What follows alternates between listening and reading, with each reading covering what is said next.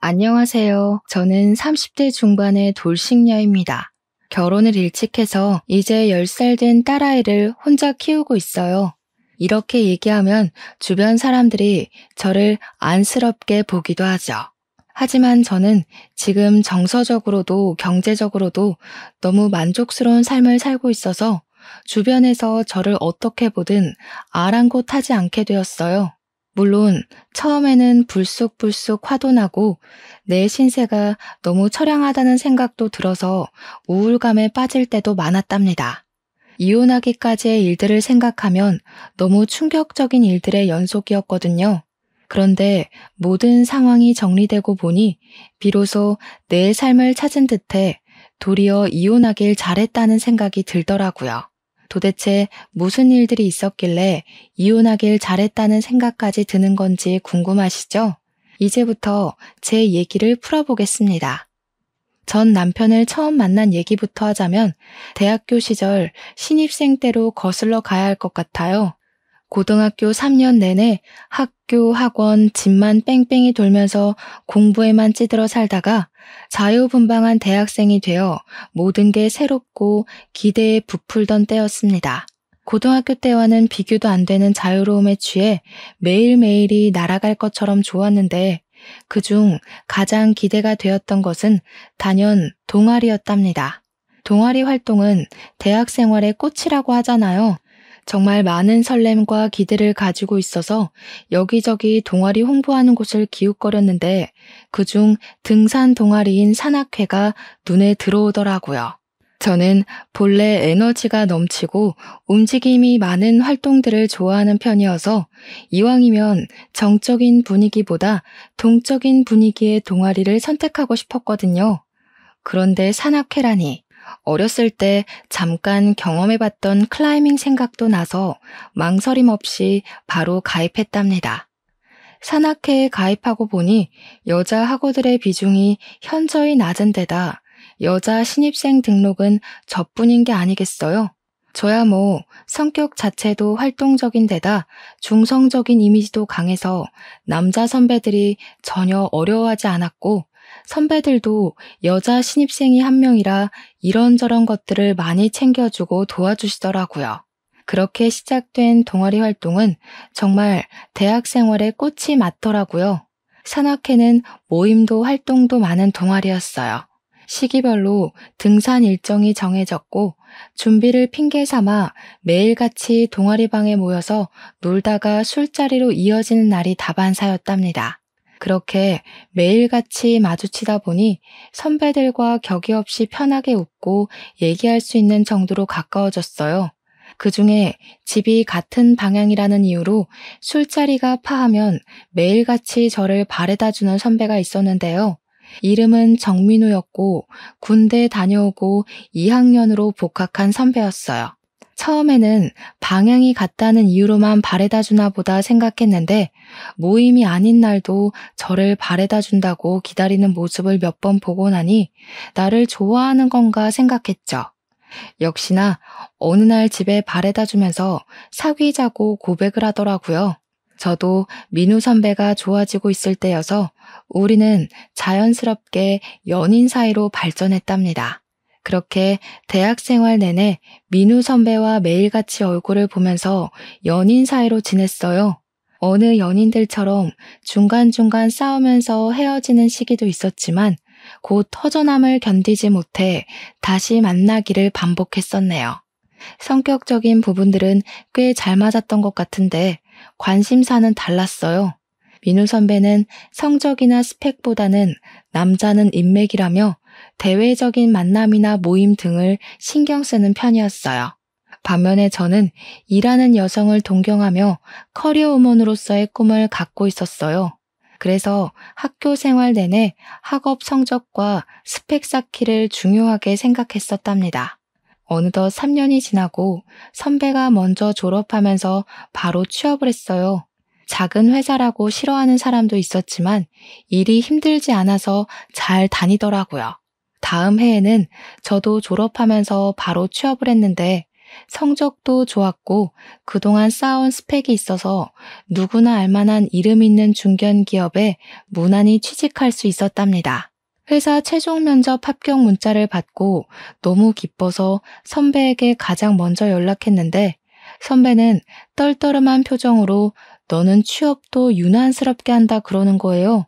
그러면서 적당한 데 들어가지 그런 이름 있는 기업은 사람을 갖고 논다나 어쨌다나 하면서 말도 안 되는 얘기로 투덜거리는데 선배가 회사에서 안 좋은 일이 있었나 보다 하고 가볍게 생각했었네요. 회사 생활은 너무너무 바빴어요. 그래도 좀 적응이 되고 업무가 익숙해지면서 입사 1년 차가 되었을 때는 회사 생활에 재미가 붙더라고요.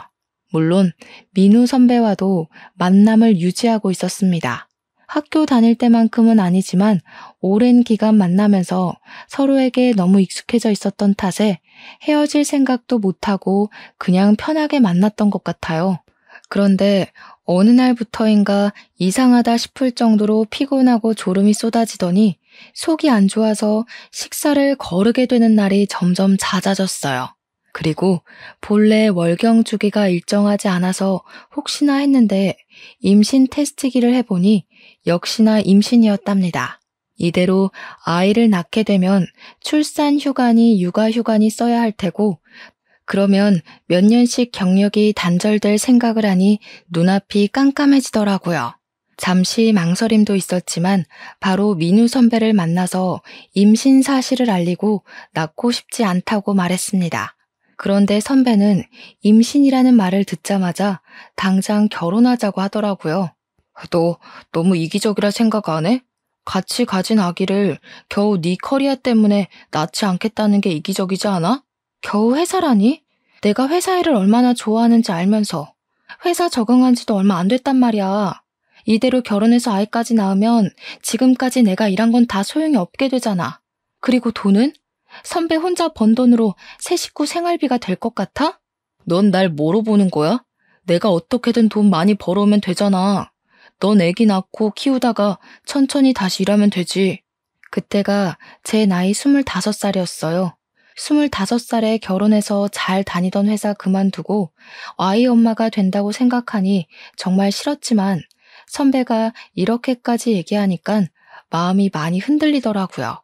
오래 만난 사이라 애정이 식었을 법도 한데 이렇게 결혼하자고 하는 걸 보니 여전히 나를 많이 사랑하는가 보다는 생각이 들어서 저도 결국 결혼을 결심하게 되었습니다. 시댁과는 선배와 연애할 때부터 자주 들락날락하면서 편하게 지냈던 터라 신혼집은 시댁과 5분 거리로 시부모님이 구해주셨어요. 시모는 그저 아들 하시는 보통의 아들 엄마이셨고 시부는 선배를 좀 못마땅해 하셨어요. 선배가 회사 그만두고 사업하고 싶다는 말을 입에 달고 살았는데 정말 사업한다고 할까봐 걱정이라고 하시면서요. 그도 그럴 것이 자유롭게 환경에서 운동을 했던 사람이라 회사의 조직적인 분위기를 싫어했고 사업하고 싶다는 말을 입버릇처럼 했어요. 하지만 성격이 유야무야 다 퍼주는 성격이라 사업과는 거리가 있어 보였거든요. 남편은 집에서는 가정적인 모습이었지만 결혼 전과 다름없이 무슨 모임이다, 누가 불렀다 하면서 술에 취해 밤늦게 들어오는 일이 허다했습니다. 워낙 사람들과 모임을 좋아하는 사람인 걸 알기 때문에 이해하려고 애썼지만 제가 몸이 안 좋다고 해도 술에 취해 늦게 들어올 때는 정말 화가 났어요. 그래도 아이 낳으면 달라지겠거니 하고 믿고 두었는데 어느 날은 집에 들어오자마자 회사를 그만두고 헬스장을 인수받아서 자기가 운영해 볼 거라는 폭탄 선언을 던지더라고요. 한참 윗기수인 산악회 선배가 본인이 하던 헬스장을 헐값에 넘길 테니 네가 인수해서 운영해보는 건 어떻냐고 했다는 거예요. 아무리 헐값이라도 당장 모아둔 돈이 없으니 대출을 받아야 하는데 매달 대출금은 어떻게 갚고 이제 곧 아이가 태어나면 나도 회사를 쉬어야 하는데 생활비는 또 어떻게 하겠다는 건지 생각해 봤냐며 말렸어요. 그 선배도 장사가 잘 안 되니까 헐값에 인수하려고 던지는 거지. 그 사람도 장사가 잘 되면 헐값에 던지겠냐? 당신은 이제 한 가정의 가장이야. 제발 생각 좀 하고 살아. 어쩌려고 그래? 매달 회사 월급만큼 꾸준히 벌어다 줄 수 있냐고. 뭐라는 거야? 네가 생각하는 그런 거 아니고 내 생각해서 특별히 나한테 던지는 거야. 회원수도 꽤 있고 수완도 괜찮다고 했어. 그리고 망해서 파는 게 아니라 그 선배 와이프랑 해외에서 살기로 했단다. 장사 잘 돼서 돈 모아가는 거거든. 내가 생활비는 못해도 100만 원씩은 줄게. 서방님 앞길 막지 말고 바가지 좀 작작 끌거라. 남자가 사업하는데 옆에 내가 웬 큰 소리야? 정말 어이가 없었습니다. 곧 애도 낳는데 새 식구 생활비로 100만 원이라니. 이 사람이 과연 생각이 있는 건가 의심스러울 정도였습니다. 사야 할 아기용품이 산더미고 돈 나갈 구멍도 앞으로 더 있을 텐데 남편은 지금이 아니면 자기한테 이런 기회는 다시 없을 거라고 꿈까지 들먹이더라고요. 나 원래 헬스장 사장님 되는 게 원래 꿈이었어. 너는 돈 때문에 네 남편 꿈을 꺾고 싶니? 돈은 있다가도 없고 없다가도 있는 건데 그렇게 돈 해야겠어? 이 여편네가 돈에 정신이 나갔구먼. 뭐? 돈에 정신이 나가? 당신이야말로 이제 곧 아기가 태어나는데 꿈 타령이나 하고 싶어? 나는 뭐 꿈이 없어서 이러고 있니? 나도 회사에서 인정받고 승승장구하면서 팀 리더 되는 게 꿈이었다고. 당신이 아기 낳자며 돈 걱정하지 말래서 결혼한 거잖아. 그렇게 왕창 싸우고 너무 어이가 없어서 며칠 동안 남편이랑 말을 끊고 지냈답니다. 그랬더니 기어이 자기 뜻대로 회사에 사표 내고 대출받아서 헬스장을 인수해버렸더라고요. 저는 임신 기간 내내 입덧도 심하고 아침이면 몸이 붓고 밤이면 다리가 뭉치고 수시로 허리가 아파서 점차 지쳐가고 있었습니다. 임신 6개월이 지나면서는 갈수록 출퇴근이 힘에 부치면서 가급적 출산 휴가를 빨리 써야겠다는 생각뿐이었고요. 하지만 벌 수 있을 때 한 푼이라도 벌어야겠다는 생각에 결국 아기 낳기 직전까지 회사를 다니다가 출산 휴가를 냈답니다. 하지만 아이가 태어나고부터 돈 문제가 불거지기 시작했어요. 매달 나가는 생활비는 늘었는데 남편은 애초에 약속했던 100만 원도 줄 수 없을 것 같다고 통보를 하더라고요. 헬스장 운영비에 인수할 때 받은 대출금의 이자까지 내고 나면 남는 돈이 없는 걸 어떡하냐고 그랬어요. 자기와는 전혀 상관없는 일인 것처럼 통보를 해오는데 책임감이라곤 일도 찾아볼 수 없는 모습이었습니다. 약속과 다르잖아. 못해도 100만 원씩은 갖고 온다며. 왜 한 입으로 두 말하는 거야? 누군 갖고 오기 싫어서 안 갖고 오니? 아직 생각만큼 매출이 많이 없는 걸 어떡해? 헬스장을 굴러가야 하고 대출금 이자도 밀릴 수는 없잖아. 그래서 돈이 없다고. 당신이 뭘 잘했다고 소리 질러? 너는 매달 100만 원 가지고 생활하는 게 가능하다고 생각했니? 그런데 그마저도 안 갖다 주면 기저귀랑 분유는 어떡하라고.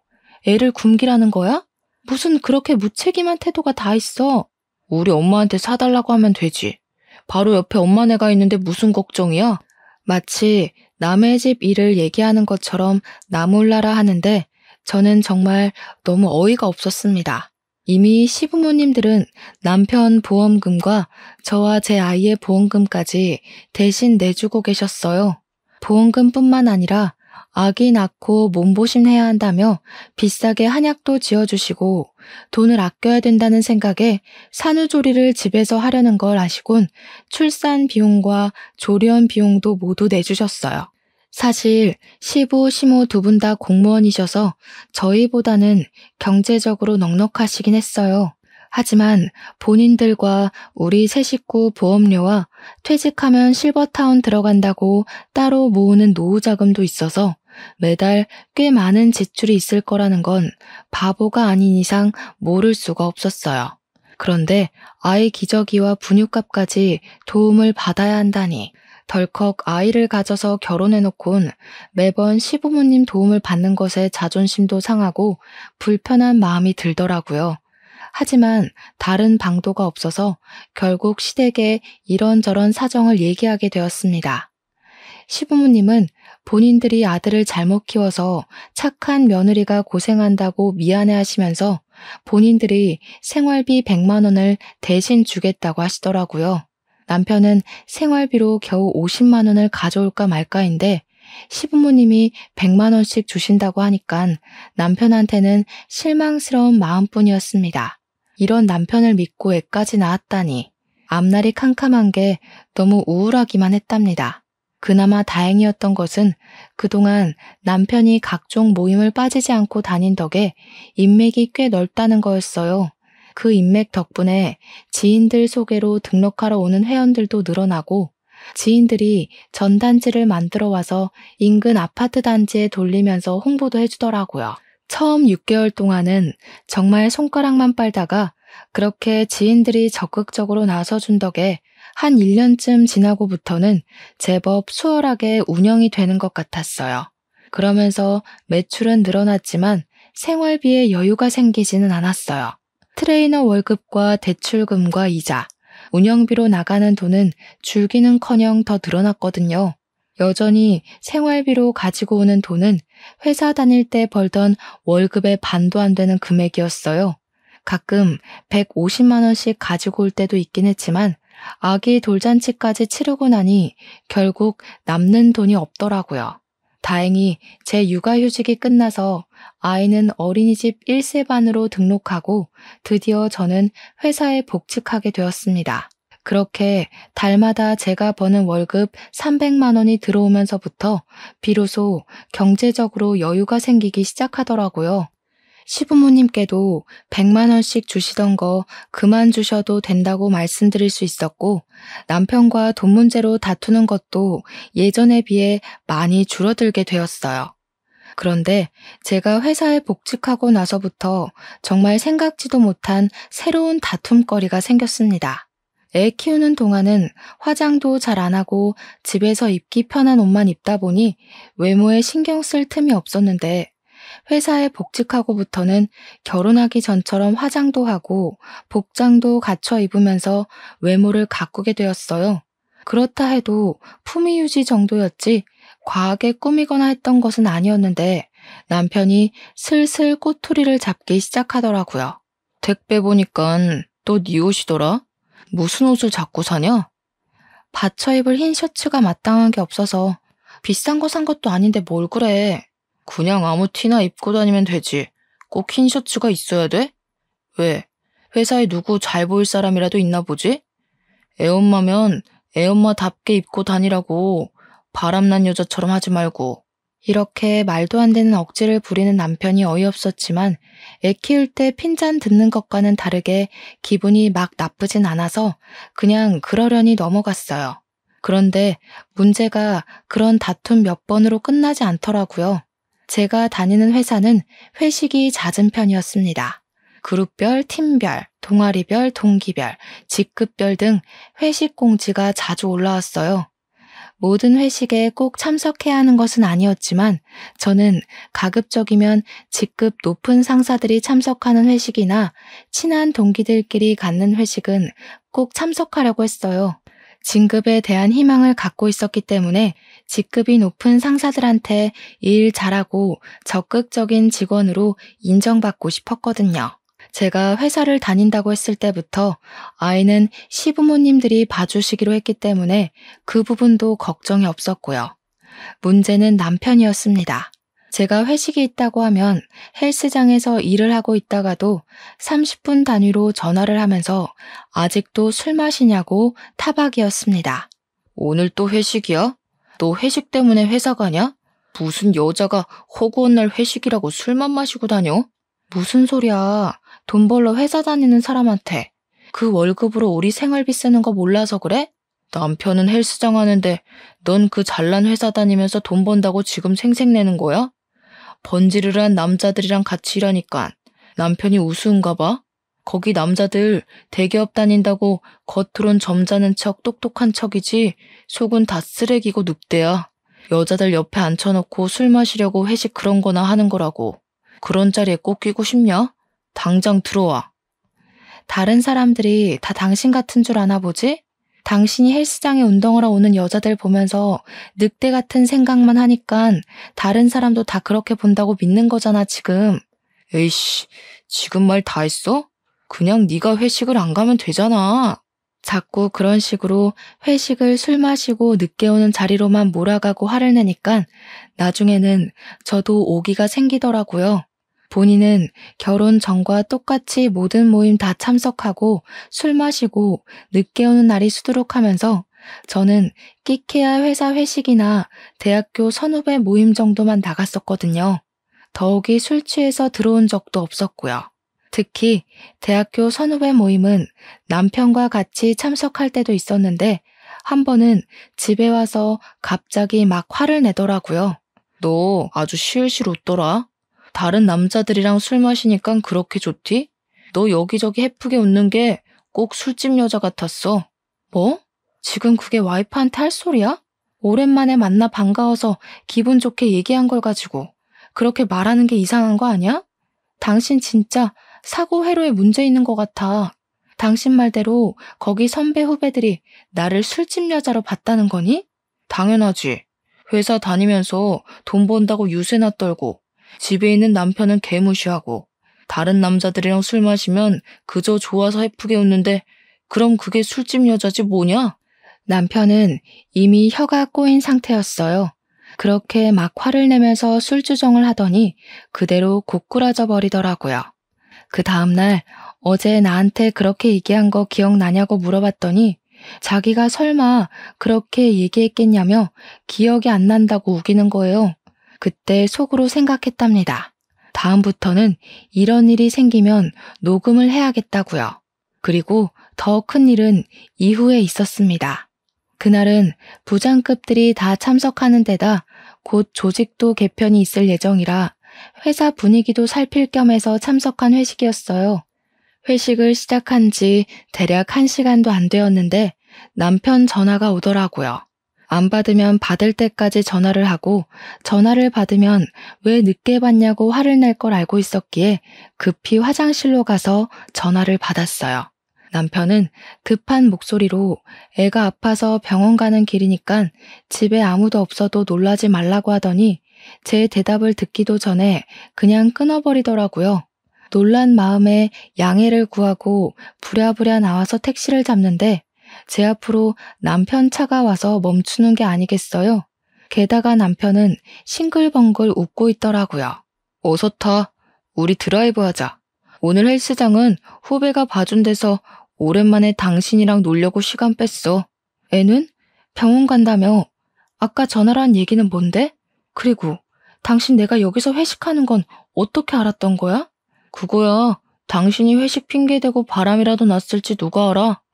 그래서 당신 회사 앞에 있다가 한번 따라와 봤지. 유미는 우리 엄마가 봐주고 있어서 잘 놀고 있을걸? 애가 아프다고 해야 당신이 바로 뛰쳐나올 것 같아서 그냥 한 말이니까 유미 걱정 안 해도 돼. 뭐? 바람? 당신 의처증이야? 와이프 바람 날까 의심하고 아이 아프다고 거짓말해서 드라이브니 뭐니 하자고? 당신 그러고도 웃음이 나와? 진짜 제정신 아닌 거 아니야? 오늘 회식이 얼마나 중요한데.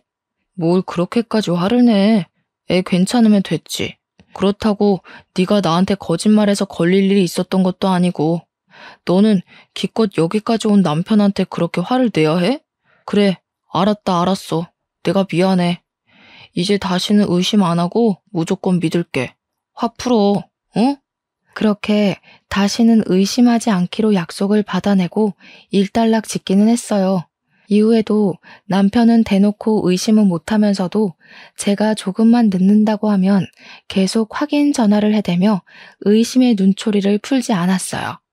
하지만 저는 조금도 의심받을 행동을 한 게 없었기 때문에 남편의 의처증을 무시하기로 했답니다.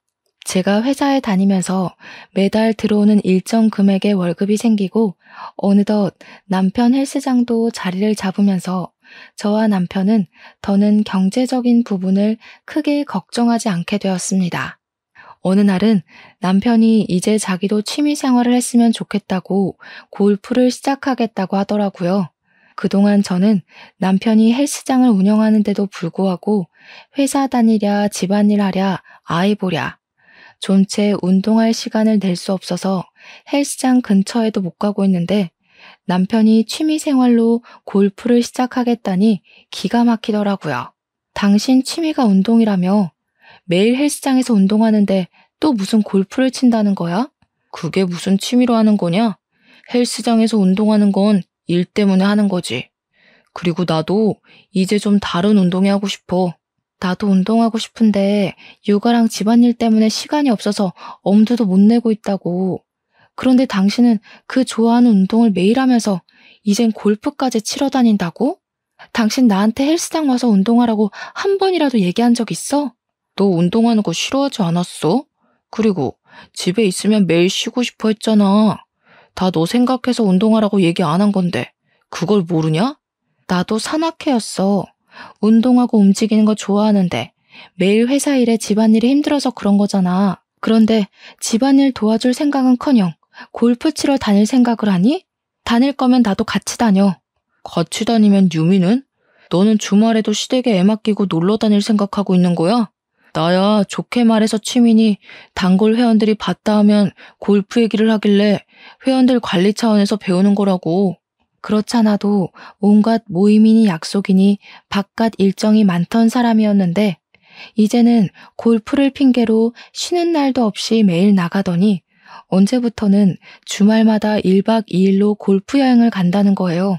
단골 회원들이 주말마다 리조트로 골프 치러 가자고 했다길래 그럼 나도 애 데리고 따라가서 좀 쉬고 오면 좋겠다고 했죠. 그런데 남편은 펄쩍 뛰면서 비즈니스로 가는 건데 너는 그런 자리에 애 데리고 껴야겠냐고 남편 일망치는 여자라고 하더라고요. 헬스장 운영하면서 단골 회원들과 친분을 쌓는 것도 필요한 일인 것 같아서 결국 이해하고 갔다 오라고 했습니다. 그렇게 살림과 육아는 평일 주말 가릴 것 없이 온전히 제 몫이 되어버렸어요. 더욱이 주말은 남편의 외박으로 정말 철저하게 독박 육아 신세가 되었답니다. 어느 날 회사 친한 동생이 남편 헬스장 있는 동네로 이사했다고 거기 헬스장 등록하는데 같이 가달라고 하더라고요. 남편한테는 굳이 연락 안 하고 퇴근길에 같이 헬스장을 들렸거든요. 그런데 남편이 보이지 않아서 뭐 잠깐 나갔겠거니 생각하고 커피나 마시고 올 겸 동생과 1층으로 내려갔어요. 1층에 바로 주차장이 있어서 주차된 차들 사이를 가로질러 지나가는데 남편 차가 눈에 보이더라고요. 차 안이 잘 보이는 상태는 아니었는데 여자 육감이란 게 뭔지 저도 모르게 남편 차 쪽으로 다가갔어요. 그런데 남편이 차 안에서 어떤 여자와 입을 맞추고 있는 게 아니겠어요? 얼마나 열정적으로 하고 있는지 제가 차 안을 들여다보는 줄도 모르더라고요.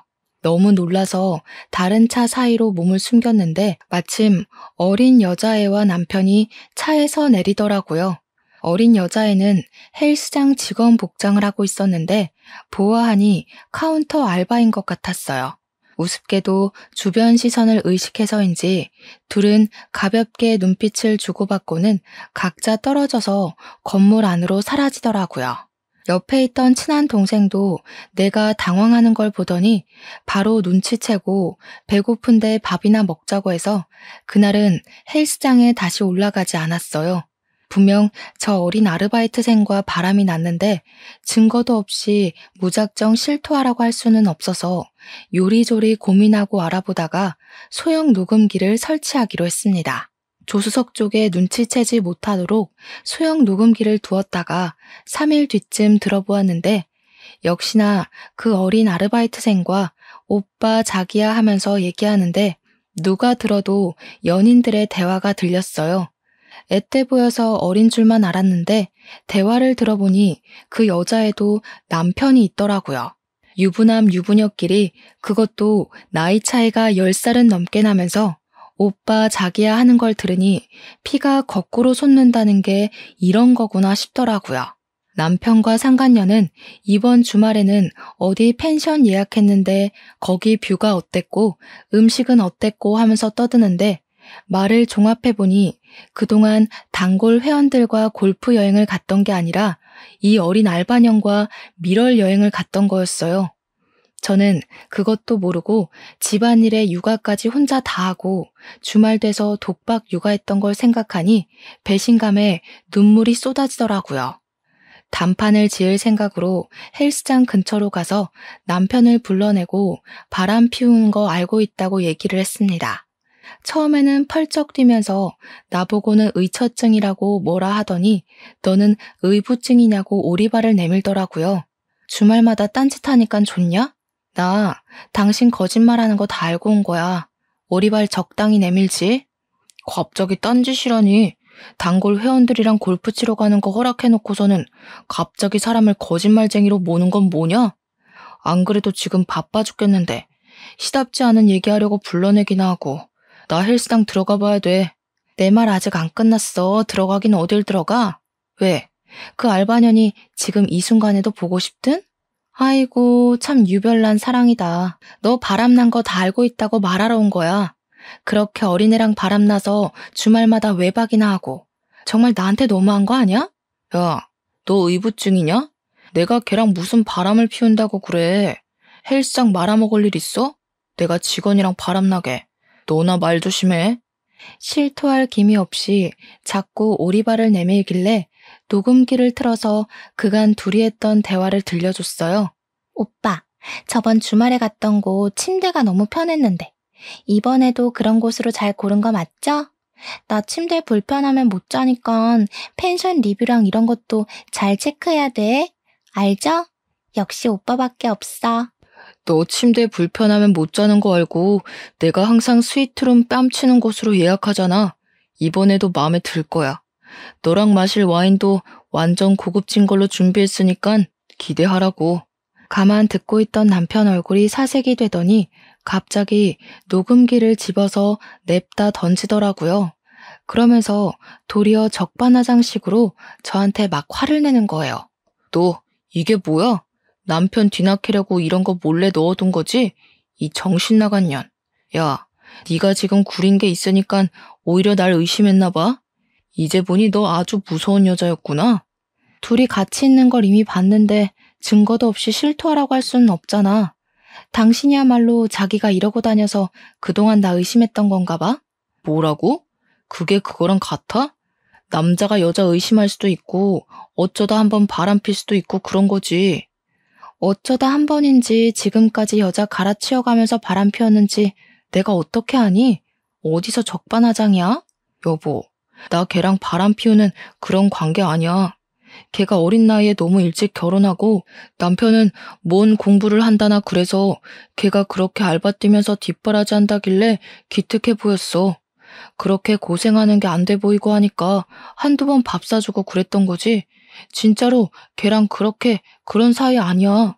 나 걔가 오빠 오빠 하면서 엉겨붙잖아. 자기 나 못 믿어?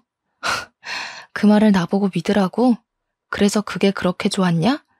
당신 헬스장 잘 되는 일이라면 내가 다 이해하고 참고 넘어갔는데 당신은 고마운 줄도 모르고 그따위 짓이나 하고 다닌 거야? 은혜도 모르는 등신 같은 놈. 이렇게까지 배은망덕할 줄 몰랐다. 뭐? 왜 내가 너한테 고마워해야 되는데? 그렇게 이해를 잘했으면 이 일도 헬스장 잘 되는 일이라 이해하고 넘어가주면 되겠네. 돈 번다고 생색내기만 했으면서 뭘 이해하고 뭘 참았다는 건지. 그렇게 억울하면 너도 다른 사람 만나서 즐기든가. 너도 나 몰래 딴짓하고 다녔을 거 아냐? 나는 네가 회사 간다고 하면서 치장할 때부터 알아봤어. 지금 나보고 맞바람이라도 피라는 거야? 난 그동안 회사 다니고 매달 또박또박 월급 받고 유미 잘 키울 생각만 하고 살았다고. 남편이 바람난 줄도 모르고 바보 등신같이 혼자 일하고 살림하고 유미 케어도 내가 혼자 다 하면서 속 터져. 너는 뭐든지 생색내야 직성이 풀리지. 그래 너 잘났다 잘났어. 증거 잡아서 아주 신이 나셨네. 이런 적반하장이 어디 있을까 싶었지만 딸아이 생각해서라도 생각할 시간을 좀 가져야 할 것 같아서 일단 알바년과 헤어지라고 했습니다. 그랬더니 하는 말이 더 가관이더라고요. 어차피 알게 된 거 이번 주말에 여행만 갔다 오고 헤어질게. 펜션 예약한 거 취소 못한다고. 얼마나 비싸게 예약한 펜션인데. 내가 다른 여자랑 가려고 잡은 펜션인데 당신이 갈 것도 아니잖아. 어쨌든 헤어지기만 하면 되는 거 아니냐고. 한 번은 좀 이해해주라. 나도 당신 딴 남자 만나 즐기는 거 한 번은 이해해줄게. 너도 만날 수 있으면 한번 만나보든가. 그래? 나라고 못 즐길 것 같아? 알겠어.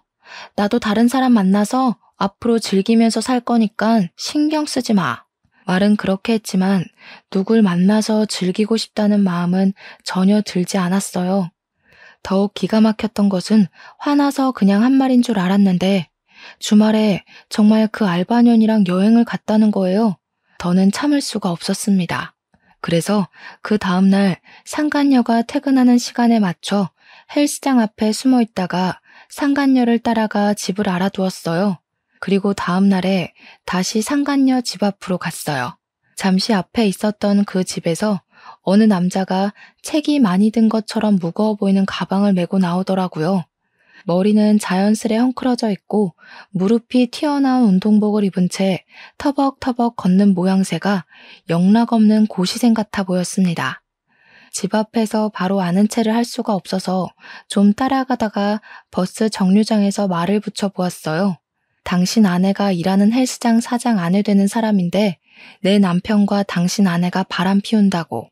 직설적으로 얘기했더니 처음에는 저를 정신 나간 여자 보듯이 보는 것 같았어요. 안녕하세요. 저는 이지은이라고 합니다.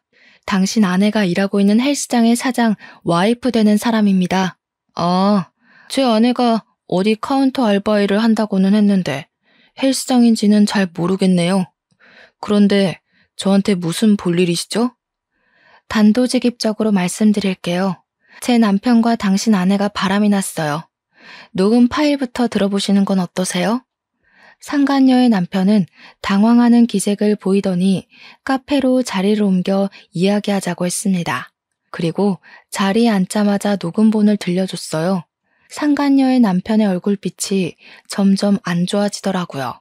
아, 제 아내 목소리가 맞네요. 이 여자 전에도 바람 피운 걸 저한테 걸려서 제가 눈 딱 감고 용서해 준 적이 있었어요. 어쩐지 며칠간 친구 집에서 자고 온다 했더니 전부 거짓말이었나 보군요. 아무튼 그래서 당신은 어떡하실 생각이죠?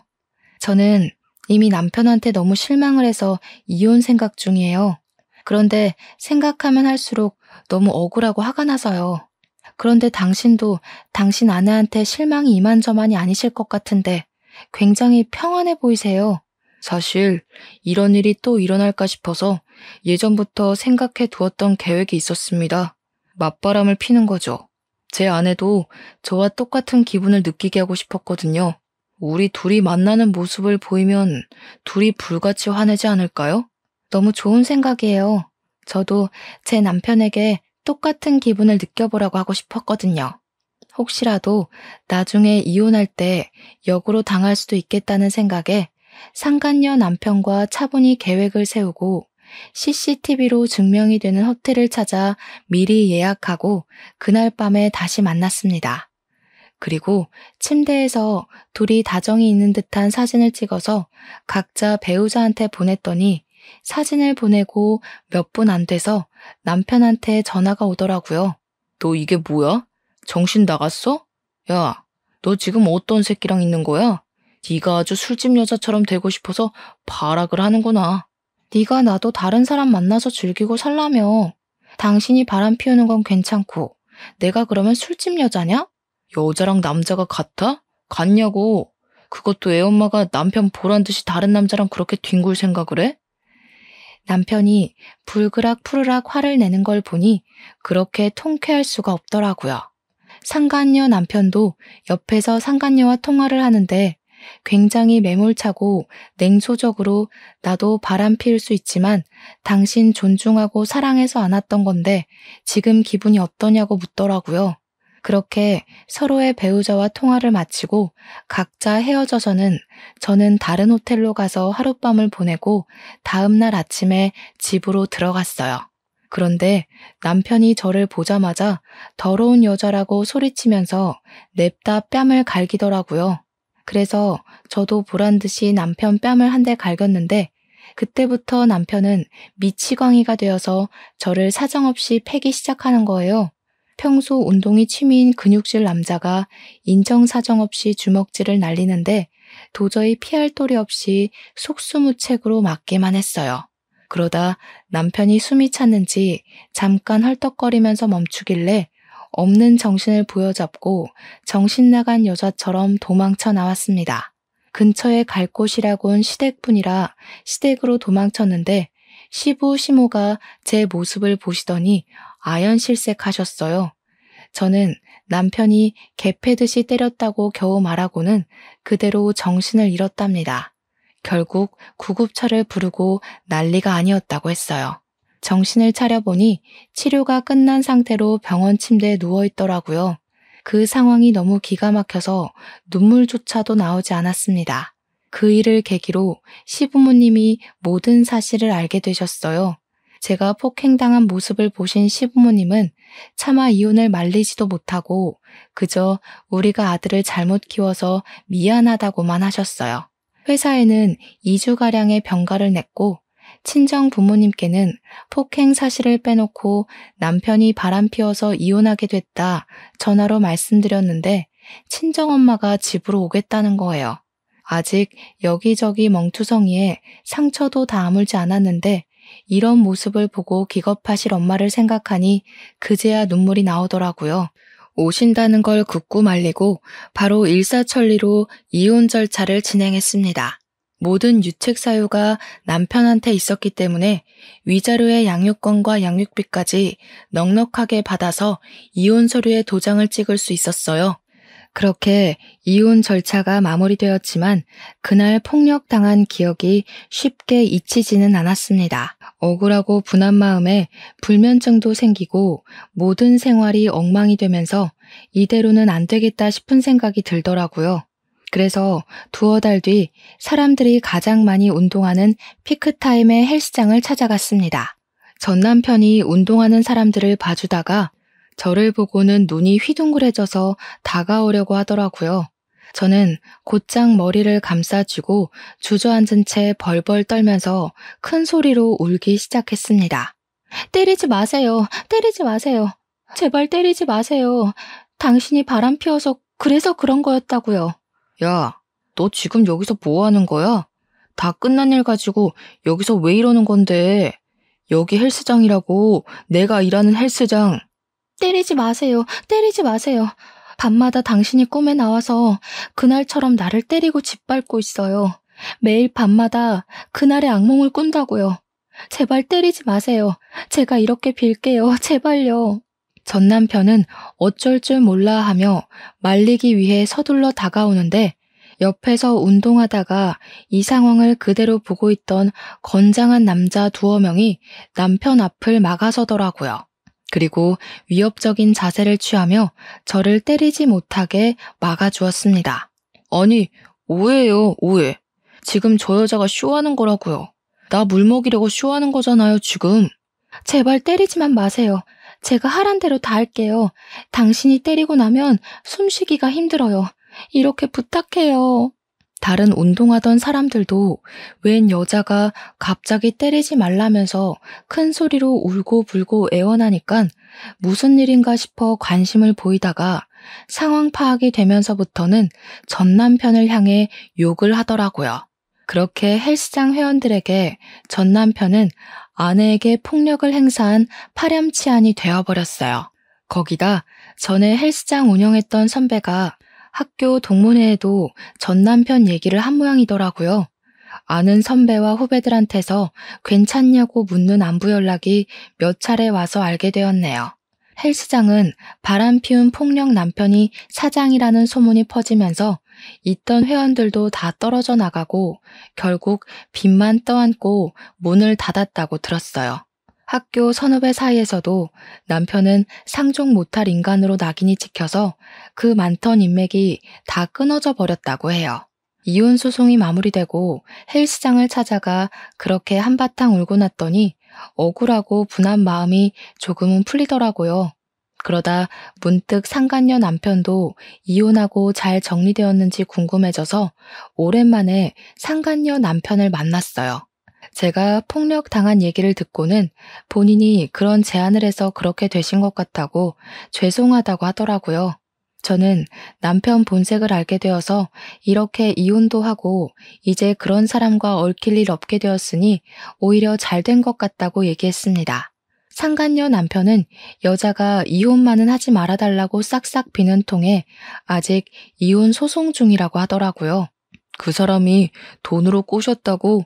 돈 많은 사람이 꼬시는데 한 번 넘어간 걸로 내가 뭘 그렇게 잘못했냐고. 네가 돈이 많았으면 내가 넘어갔겠냐고. 그러면서 이혼만은 절대 못한다고 우기잖아요. 저를 좋아해서 그런 거면 안쓰럽기라도 하지. 정말 좋아했던 게 아니라는 건가요? 바람 피운 걸로 봐서는 좋아했다고 하기도 염치 없겠지만요. 제가 사법고시 패스해서 검사 마누라로 살아보는 게 그 사람 소원이었는데 사실 이 일 터지기 전에 사법고시 1차 붙고 2차 준비 중이었거든요. 고지에 다다른 거였는데 그새를 못 참고 바람을 저지른 거죠. 지금은 3차까지 다 붙고 첫 발령을 기다리는 중이에요. 이번에도 제가 못나서 바람 피운 거라 고집부리더니 그동안 자기가 내조 잘해서 제가 합격한 거라고 큰소리 치더라고요. 그때 정말 오만정이 다 떨어졌습니다. 어머, 그래도 정말 잘 되셨네요. 축하드려요. 앞으로 승승장구하실 일만 남으셨네요. 축하해 주셔서 감사합니다. 혹시 전 남편 소식은 들으셨나요? 전 남편분이 저희 집을 몇 번 찾아와서 집사람한테 매달렸던 모양인데 아내가 스토커로 신고했더라고요. 그날 경찰 출동하고 난리가 아니었답니다. 이번 폭행 사건이 소문나서 헬스장 망하고 문 닫았다고는 들었는데 그런 일이 있었군요. 결국 이혼당하고 상간녀한테 차이고 스토커로 신고까지 당하다니 역시 다른 사람 고통 준 만큼 자기도 벌을 받네요. 저희가 비록 이런 일들을 겪었지만 앞으로는 잘 될 거라고 생각해요. 저도 곧 회사에서 진급할 것 같거든요. 정말 잘 됐네요. 진급하신다니 축하드려요. 지은 씨도 앞으로 더 잘 되실 겁니다.